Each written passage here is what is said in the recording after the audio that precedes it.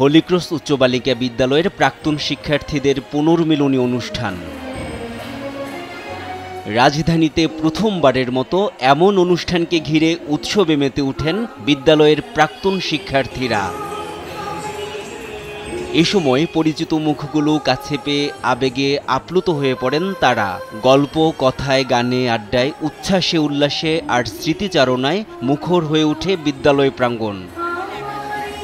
অনুষ্ঠানের উদ্বোধন করেন বিদ্যালয়ের প্রধান শিক্ষিকা সিস্টার কল্পনা কস্তা।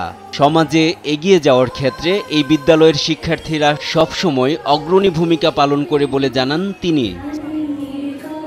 সময়ের চক্রে শ্রেণীকক্ষে লেখাপড়ার পর্ব সমাপ্ত করে আমরা নিজ নিজ দায়িত্বে নিজ নিজ অবস্থানে আছি, কিন্তু মনের খাতায় অম্লান স্মৃতি হয়ে থাকে আমাদের বিদ্যালয়ের শিক্ষা জীবন।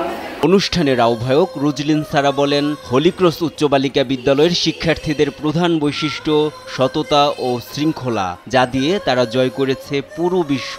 তিনি আশা প্রকাশ করেন বিদ্যালয়ের শিক্ষার্থীরা এই মূল্যবোধের চর্চা করবে এবং অন্যকে উৎসাহিত করবে। কোনো ব্যবস্থা এ যাবৎকালে ছিল না। এনআই নাহিদ, দেশ টিভি, ঢাকা।